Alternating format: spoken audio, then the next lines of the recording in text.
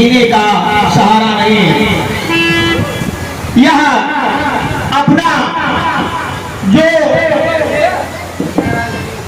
मन में व्यथा है उसे कुलगुरु वशिष्ठ जी के पास जाकर सुनाते हैं। गुरु गृह गय तुरंत महिपाला चरण लागी करी विनय विसारा। गुरुदेव के चरणों में दास का प्रणाम स्वीकार हो। आयुष्मान भव राजन, आयुष्मान भव।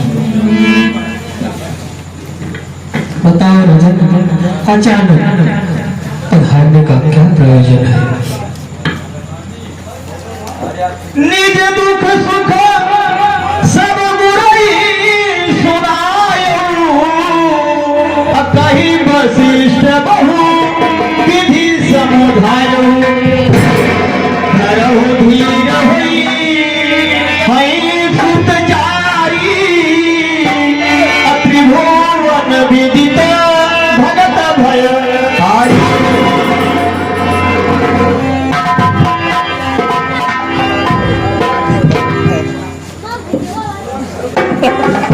आपके चरणों में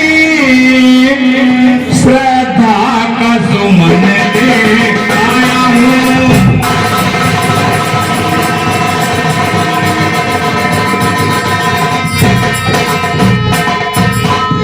गुरुदेव आपके चरणों में श्रद्धा का सुमन ले आया हूँ। नाथ इसे भी स्वीकारो, यह पुष्पहार ले आया हूँ।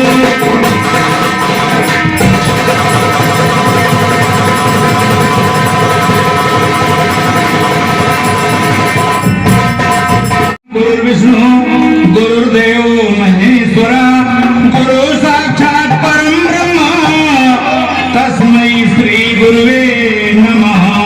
तस्मै श्री गुरुवे नमः। त्वमेव माता च पिता त्वमेव, त्वमेव बन्धुश्च सखा त्वमेव, त्वमेव विद्या द्रव्यं त्वमेव, त्वमेव सर्वं मम देव देव, त्वमेव सर्वं मम देव देव।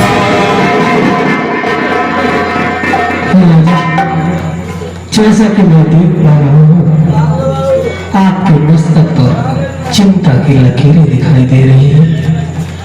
इसका क्या कारण है राजन? सच कह रहे हैं गुरुदेव, आप हमारे कुलगुरु हैं।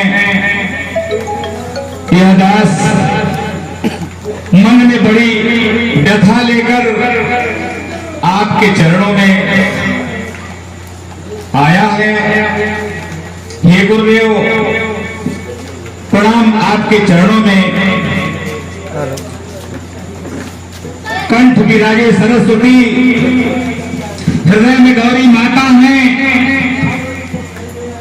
जन्म के दाता माता पिता, आप कर्म के दाता हैं।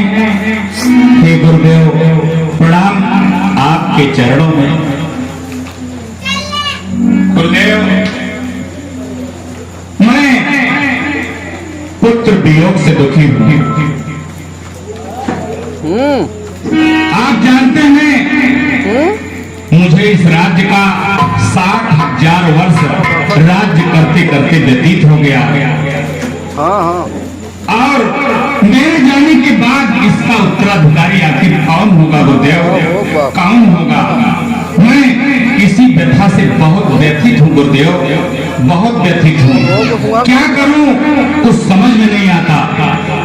मैंने सुना था एक बार मेरे जीवन में घटना घटी।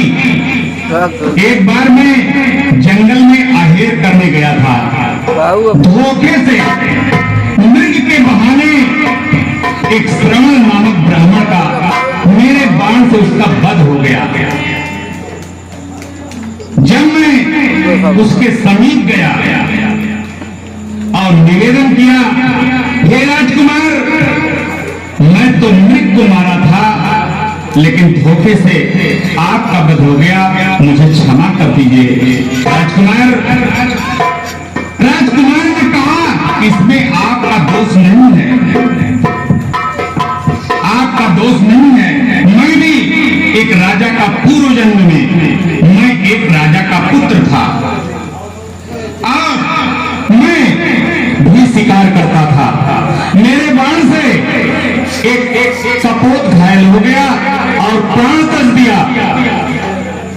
उसकी पत्नी कपोतनी मुझे श्राप दे दिया, जैसे तुझने मुझे मारा है वैसे तू भी मरेगा। ये श्रवण नामक बीज कहता है। सो आज वह श्राप, उसका श्राप पूरा हुआ। मैंने कहा फिर क्या हुआ? राजकुमार कहा देखो कुछ दूरी पर मेरे अंधे माता पिता हैं। मैं इसी सरोवर में जल लेने आया था। आप कृपा करके इस जल को मेरे माता पिता को दे आओ और उन्हें पिला दो। उनकी तृप्ति हो जाएगी, मेरी तृप्ति हो जाएगी।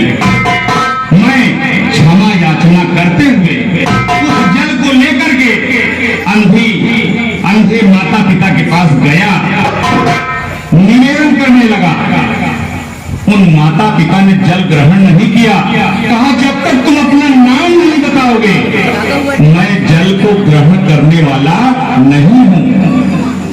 फिर मैंने साफ साफ बताया गुरुदेव कि मैं चक्रवर्ती नरेश दशरथ धोखे से आपके बेटे का मेरे बाण से मृग के चक्कर में वध हो गया।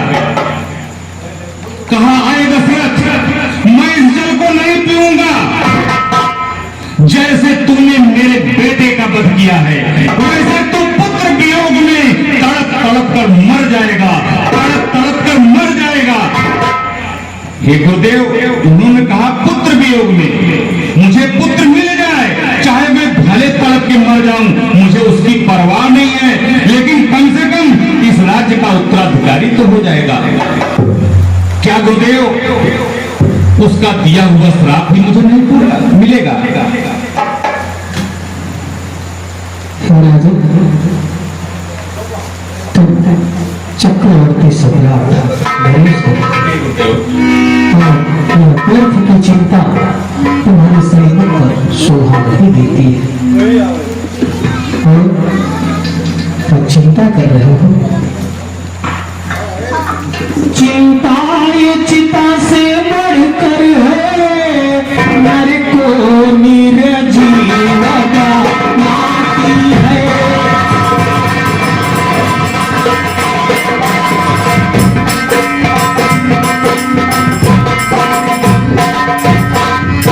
चिंता ये चिता से बढ़कर है, नर को निर्जीव बनाती है।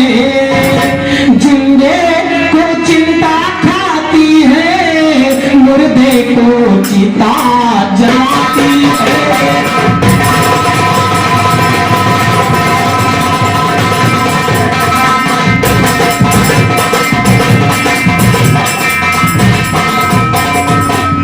और राजन, जो पुत्र की बात कर रहे हो, वंश की बात कर रहे हो, ये बातें मिथ्या है। हो जाए पुत्र कुपुत्र कहीं, घर को शमशान बनाता है।